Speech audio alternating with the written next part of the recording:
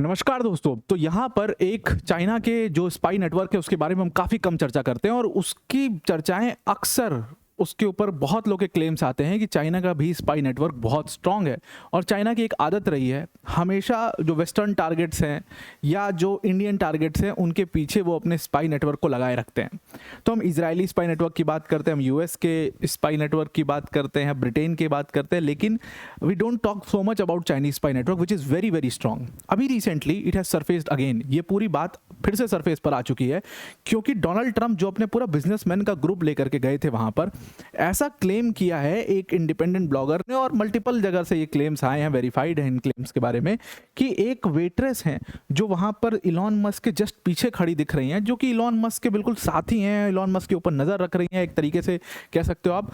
कहा जा रहा है कि she is a very decorated spy she is a very decorated Chinese military officer जो कि एक स्पाई का भी काम करती हैं चाइना के लिए।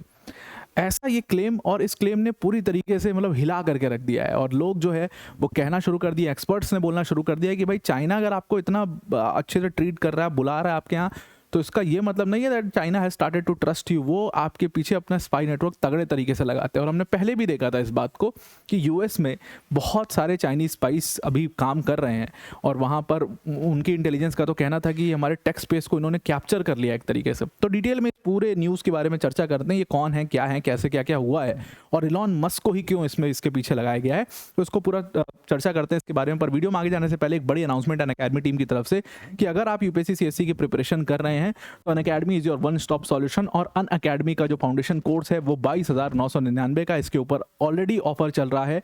आज ऑफर का लास्ट डेट है, आप इसको अवेल कर सकते हैं। ये वही फाउंडेशन कोर्स है जिससे हर साल टॉप रैंकर्स निकलते हैं। इस साल 2025 का जब रिजल्ट आया तो अनअकैडमी के इसी फाउंडेशन कोर्स से रैंक 1 और रैंक 20 आए और भी बहुत सारे रैंकर्स थे। और इस सबसे बड़ी खासियत इस फाउंडेशन कोर्स की है कि इसमें आपको बहुत ट्रस्टेड फैकल्टीज़ मिलती हैं। मृणाल सर, प्रतीक सर, सुदर्शन सर जैसे एजुकेटर्स मिलते हैं जो प्रॉब्ली इंडिया के बेस्ट एजुकेटर्स हैं, वो आपको यहाँ पर मिलते हैं। कॉस्ट इसका 833 पर मंथ की बहुत छोटे से कॉस्ट पर भी आप इस फाउंडेशन बैच को अवेल कर सकते हैं। लिंक इसका हमने डिस्क्रिप्शन में दे दिया, उस पर क्लिक करके आप इसको ज्वाइन कर सकते हैं। Now I am coming back to the topic. तो एक इंडिपेंडेंट ब्लॉगर है जेनिफर जेंग। देखिए, जेनिफर जेंग एक बहुत ही फेमस ब्लॉगर, इंडिपेंडेंट ब्लॉगर रही हैं और इन्होंने पहले इंडिया को लेकर के भी एक बहुत बड़े बड़े क्लेम्स किए हुए थे। चाइना का आपको बहुत जगह पर ये एक्सपोज करती रही हैं। चाइना की स्पाई जो इंडस्ट्री है, पूरी स्पाई जो नेटवर्क है, उसके बारे में काफ़ी लिखा पढ़ा करती हैं। तो जेनिफर जेंग ने एक बहुत भयंकर क्लेम किया। उन्होंने कहा कि जो अमेरिकन डेलीगेशन आया था उसके पीछे चाइना ने अपने स्पाइज लगाए हुए थे और वो लोग पूरी तरीके से इस अमेरिकन डेलीगेशन के ऊपर नजर रख रहे थे। डोनाल्ड ट्रंप के साथ सबसे ज़्यादा लाइमलाइट में जो व्यक्ति रहा वो थे इलॉन मस्क, और लाइमलाइट में रहे भी नहीं, क्यों, इज द रिचेस्ट मैन।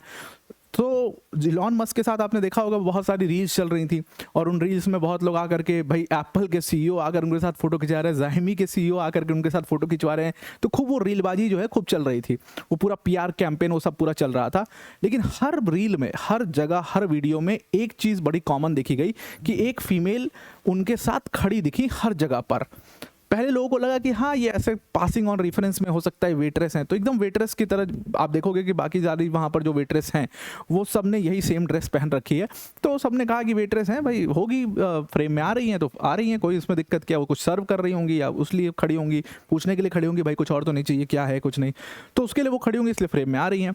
लेकिन जेनिफर जेंग ने तब सबके होश उड़ा दी जब उन्होंने कहा कि जो वेट्रेस हैं, she is not actually waitress, she is disguised, और ये एक चाइनीज स्पाई हैं जो इलॉन मस्क के ऊपर नजर रख रही हैं और उनके साथ जितने भी टेक विजार्ड्स आए हुए हैं, जो बहुत सारे टेक जायंट्स के मालिक आए हुए हैं, उनके ऊपर भी नजर रखी जा रही है। और ये चाइना की एज ओल्ड पुरानी आदत है कि वो इस तरीके का काम करते हैं। ये जो फीमेल आपको दिखाई दे रही हैं, उनकी एक इमेज और शेयर की जा रही है, ये वाली इमेज, जहां पर वो आपको पूरी तरीके से अपने यूनिफॉर्म में दिखाई दे रही हैं। ये पूरा यूनिफॉर्म में जो इमेज दिखाई दे रही है उनकी, बहुत सारे लोगों ने क्लेम कर दिया कि ये तो एआई जनरेटेड इमेज है।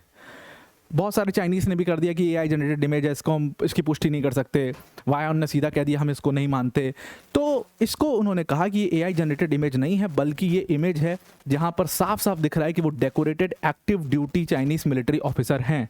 और इनके बारे में इतना ही नहीं, उन्होंने सीधा सीधा बोला कि इनके बारे में पूरा ब्यौरा भी उन्होंने अपने उस पूरे ट्विटर पोस्ट पर लिखा है। अब देखिए, इसके अलावा अगर आप देखो तो ये वही जेनिफर जेंग है और इनके ऊपर भी ट्रस्ट किया जा सकता है, क्योंकि ये जो इंडिपेंडेंट ब्लॉगर हैं, ये जो भी लिखते हैं उसके पीछे कुछ कंटेंट होता है। इन्होंने भारत के ऊपर भी लिखा था एक आर्टिकल जब एक खालिस्तानी टेररिस्ट था, आपको ध्यान में होगा, हरदीप सिंह निज्जर, इसकी चर्चा हम बार बार किया भी करते हैं, उससे रिलेटेड न्यूज़ भी आती है, जिसको लेकर के गुरपतवंत पन्नू बड़ा कूद रहा था एक समय पर, अभी फिर से वो साइड हो गया है, वो भागा पड़ा हुआ है अभी। तो ये हरदीप सिंह निज्जर जो कि एक खालिस्तानी टेररिस्ट था, इसको कनाडा में मार दिया गया था गोली।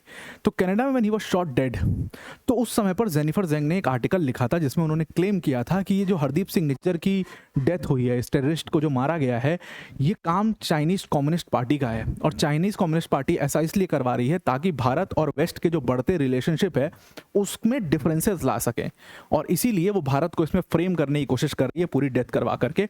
और जो बात सही भी निकली, एग्जैक्टली वही हुआ जो जेनिफर जेंग ने क्लेम किया था कि कनाडा में जस्टिन ट्रूडो की सरकार, उन्होंने तो सीधा भारत के होम मिनिस्टर का नाम उसमें ले लिया, उन्होंने अजीत डोवाल साहब का नाम ले लिया, उन्होंने कह दिया कि इंडियन स्पाई का इसमें हाथ है, बहुत सारे लोगों का उसमें नाम ले लिया, उनको फ्रेम करने की कोशिश करी। जस्टिन ट्रूडो ने साफ साफ भारत के खिलाफ स्टेटमेंट्स दे दिए, और इतने रिलेशंस खराब हो गए कि डिप्लोमेट्स को वापस, मतलब डिप्लोमेटिक रिलेशंस ही एकदम बिल्कुल ब्रेक हो गए, अपने अपने जो एम्बेसडर्स हैं उनको वापस भी बुला लिया गया। ये स्थिति हो चुकी थी इंडिया और कनाडा के रिलेशंस में, and all of this was done by China, ऐसा जेनिफर जेंग ने उस समय पर क्लेम किया था, और एग्जैक्टली जो उन्होंने क्लेम किया था वही हुआ।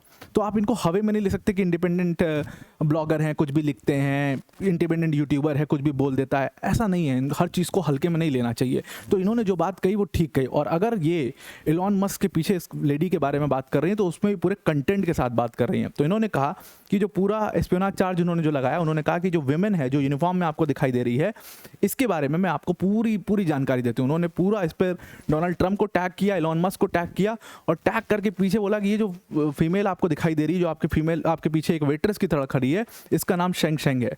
और उसके बाद उनकी पूरी जो इतिहास है उसको पूरा खोल करके रख दिया। उन्होंने कहा ये शेंग शेंग है इनका नाम, और ये एक चाइनीज़ कम्युनिस्ट पार्टी की मेंबर हैं। उसके बाद a battalion of commander in PLA honour guard ceremonial brigade, PLA का ऑनर गार्ड सेरेमोनियल ब्रिगेड की ये कमांडर हैं, डेकोरेटेड आर्मी ऑफिसर हैं, कई सारे अवार्ड्स ये जीत चुकी हैं।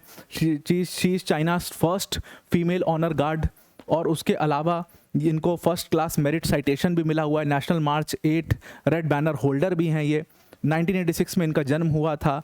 2004 में जब ये 18 साल की थी तो इन्होंने मिलिट्री ज्वाइन करी थी, और उसके बाद फिर कौन से मिलिट्री में, फिर ये जो है नर्सिंग करने मेडिकल कॉलेज चली गई थी, मिलिट्री मेडिकल कॉलेज, फिर वहाँ से पढ़ करके आई, फिर उन्होंने धीरे धीरे मिलिट्री में ज्वाइन किया, रैंक्स में ऊपर जाती गई, और पूरा उसका ब्यौरा 2012 में वो PLA honour guard ceremonial brigade में ये सेलेक्ट हुई। 2014 में she served as a commander of the female unit. इस तरीके से ये रैंक्स में इंक्रीज होती चली गई, और उसके बाद अब ये she is a decorated military officer and she is working as a spy for China. और ये कोई बहुत पहली बार खबर नहीं आई है कि कोई चाइनीज स्पाई है जिसको डिस्गाइज करके इन्होंने पीछे लगा दिया है। ये तो आपने पासिंग रेफरेंस कई सारी मूवीज़ में भी देखा होगा कि चाइना की आदत रही है कि वो अपने स्पाई नेटवर्क को हर जगह पर इस्तेमाल करने की कोशिश करता है, और उसको इस्तेमाल करके वो इन्फॉर्मेशन निकलवाता है। कई जगहों पर तो कई सारे इंडिपेंडेंट जर्नलिस्ट ने ये भी क्लेम किया कि जो चाइनीज़ हैं, जो टॉप टेक कंपनीज, जो टॉप टेक जायंट्स हैं जिसमें ऊपर की पोजीशंस पर हैं, ये चाइनीज़ जो हैं वो अपनी कंट्री के लिए हमेशा लॉयल रहते हैं और अपनी कंट्रीज़ को इन्फॉर्मेशन सर्व किया करते हैं। जैसे एक बड़ा फेमस किस्सा आया था जो आपने, आई डोंट नो आपने सुना होगा कि नहीं, चिप मेकिंग कंपनी है, चिप मेकिंग कंपनी के लिए जो लिटोग्राफी मशीन बनाती है वो ASML नाम की एक कंपनी है जो कि नीदरलैंड बेस्ड कंपनी है। तो वहाँ पर बड़े हाई पोजीशन पर एक चाइनीज़ इंजीनियर काम किया करता था जिसने अपनी कंपनी अब्रप्टली छोड़ दी थी, and then he went back to his country China, और वहाँ पर किसी बड़े इन्वेस्टर के साथ मिल करके उसने एग्जैक्टली वही चिप मेकिंग इंडस्ट्री में कदम रख दिया था और ऐसी कोई कंपनी बना दी थी। बहुत न्यूज़ में आया था ये, और इसको कहा गया एकदम टिपिकल पोचिंग कैंपेन है चाइना के द्वारा कि जहाँ भी जिस फील्ड में जाना है, मान लो सेमीकंडक्टर इंडस्ट्री में जाना है तो उसके जितने टॉप इंजीनियर्स, भाई चाइनीज़ हर जगह किसी ना किसी देश में काम कर ही रहे होंगे, उनको सबको पोच करके ले आओ, भाई तुम्हारा देश है, देखो अपने देश के लिए काम करो, और इनको लेकर के आज के कंपनी बना दो। तो यही सेम काम उन्होंने इलॉन मस्क के साथ BYD में के टाइम पर भी किया था, जब इलॉन मस्क ने बहुत सिग्निफिकेंट, उनको पहले चाइनीज़ मार्केट का पूरा एक्सेस दिया गया कि आप करो चाइना में बिजनेस, यार समझाओ हमें कैसे होता है, ये इलेक्ट्रिक वाला काम कैसे करता है। टेस्ला लेके इलॉन मस्क गए, Tesla was working very good, Elon Musk ने 3 ऑफिस खोले, एंड देन अचानक से खुद इलॉन मस्क क्यों चाइना से बाहर आए, why he went in got interested into US politics, क्योंकि वो चाइना में उनके लिए मार्केट बचा नहीं। चाइना ने पैरेलली BYD को बिल्ड किया। ये अपने आप में एक बहुत बड़ी स्टोरी, मैं इसको कभी कवर करूंगा। उन्होंने पैरेलली BYD को बिल्ड किया, उसको सपोर्ट दिया क्योंकि वो चाइनीज़ कंपनी थी। और BYD ने जिस तरीके से इलेक्ट्रिक मार्केट को कैप्चर किया, इलॉन मस्क टिपिकली टेक्निकली वहाँ से बाहर हो गए and he has to come out of China. और फिर वो US आते हैं और US की पॉलिटिक्स में फिर घाल-मेल ट्रम्प के साथ मिल करके करते हैं, आप देख ही रहे हो सारी चीज़ें। तो चाइना का ये पुराना इतिहास रहा है, वो इन तरीकों से हर सेक्टर में, हर इंडस्ट्री में अपने बंदों को भेज करके वो किसी भी तरीके से पेनिट्रेट कर जाते हैं और इसीलिए उनका स्पाई नेटवर्क समझना बहुत मुश्किल होता है। अभी यहाँ पर तो चलो ये मिलिट्री ऑफिसर थे, लेकिन आप जनरली देखोगे चाइनीज स्पाई ज़रूरी नहीं कि मिलिट्री ऑफिसर्स हों, वो मतलब टेक्निकल स्टूडेंट्स हो सकते हैं, वो कंप्यूटर स्टूडेंट्स हो सकते हैं, वो अलग अलग स्टूडेंट्स को भी वो अपना चाइनीज़ नेटवर्क में शामिल कर लेते हैं, उनको बाकायदे सैलरी देते हैं और उनसे ये सारे काम वो करवाते हैं। तो ये कोई बहुत नई बात नहीं है। अब रही बात इसकी, जो क्लेम किया जा रहा था कि ये फ़ोटो AI जनरेटेड है, तो अगर आप AI पर डाल दो ना तो वो भी बता देगा कि AI जनरेटेड फोटो है कि नहीं है। तो इस फोटो को इन्हीं इंडिपेंडेंट ब्लॉगर ने AI ग्रॉक से पूछा कि क्या ये एक AI जनरेटेड इमेज है, क्योंकि बहुत लोग क्लेम कर रहे थे कि AI जनरेटेड इमेज है, बदनाम करने की कोशिश है। तो साफ साफ ग्रॉक ने कह दिया कि these are not AI generated images. ये जो इमेज इस वुमेन की दिख रही है, इस आदमी के पीछे जो वुमेन खड़ी है, उनके साथ ये इमेज पूरी तरीके से मैच हो रही है और ये उन्हीं की तस्वीर है। इसमें कोई भी AI से छेड़छाड़ नहीं की गई है। हैंस प्रूव्ड कि ये वही वुमेन है जो डेकोरेटेड मिलिट्री, चाइना की मिलिट्री की ऑफिसर है, जो इलॉन मस्क के साथ पूरे टाइम पर खड़ी थी। और मेजर चेंग शेंग, मेजर का रैंक है इनके पास, और वो एक स्पाई का काम कर रही थी। वो उनके ऊपर नज़र रख रही थी, वो किससे बात कर रहे हैं, क्या कर रहे हैं, उनकी सारी एक्टिविटीज़ के ऊपर सारी नज़र वो रख रही थी। तो ये पूरा रेड ड्रेस उन्होंने पहन रखा था, जो कि एकदम वेट्रेस की तरह उनको डिस्गाइज करने की कोशिश करी थी, लेकिन बाद में सबको पता चल गया। अब ऑब्वियसली इसके ऊपर कोई क्लेम को वेरीफाई नहीं कर सकता because she is an independent blogger, but हम उनकी बात को हल्के में भी नहीं ले सकते। और ये कोई नई कहानी नहीं है। एक बार इसी तरीके की घटना लगातार US पॉलिटिशियंस को, US में एक पूरा दौर चला था जब टारगेट किया जा रहा था, और हमने बहुत सारे पासिंग रेफरेंसेस के देखे हैं। कैलिफोर्निया में एक पॉलिटिशियन का बड़ा फेमस केस भी हुआ था। फिर उसके बाद हनी ट्रैप के बहुत सारे केसेस हमने US पॉलिटिशियंस के साथ देखे हैं, जो उनको हनी ट्रैप कर लिया जाता है और उसके बाद फिर उनसे अपने काम करवाए जाते हैं। इस तरीके की भी घटना चाइना करता है, बहुत इनफेमस है चाइना इस चीज़ के लिए। एंड इसीलिए एक्सपर्ट्स ने बोलना शुरू कर दिया और फॉरेन लीडर्स को लेकर के कि आपको इनकी सिक्योरिटी का ध्यान रखना पड़ेगा, क्योंकि ये बिजनेस लीडर्स हैं और अगर चाइनीज स्पाइस ने इनको पकड़ लिया तो फिर आपकी जो पूरी ये मतलब इतनी बड़ी इंडस्ट्री है ना, ये 2 मिनट में धराशायी कर देंगे। और कहते हैं कि बड़े बड़े जो टेक विजर्ड्स हैं आज की डेट में, हर बड़ी पोजीशन पे कहीं ना कहीं आपको एक आध दो चाइनीज़ तो ज़रूर मिल जाएंगे, जिनकी लॉयल्टी हमेशा अपने देश के लिए रहेगी, चाहे आप कुछ भी कर लो। सो हैंस प्रूव्ड कि चाइना का एक स्पाई नेटवर्क बहुत स्ट्रॉन्ग है, US और इजराइल के कंपैरिजन में भी बहुत स्ट्रॉन्ग है। और जब चाइना की इतनी हॉस्पिटैलिटी है, वो हॉस्पिटैलिटी बिना कॉस्ट के नहीं आती और आपको भारी कॉस्ट पे करना पड़ सकता है। तो इसीलिए सबने ट्रम्प को इतला किया कि कहीं अपनी ताकत दिखाने के चक्कर में तुम्हारे पास जो है वो भी ना गंवा देना वहाँ जा करके चाइना में। इसीलिए डोनाल्ड ट्रम्प को लोग जो है वो काफ़ी ज़्यादा बैकलैश भी ट्रम्प के खिलाफ इसमें मिल रहा है। तो आई आपको पूरा ये आर्टिकल समझ में आ गया होगा। आज के लिए इतना ही। Thank you and have a nice day.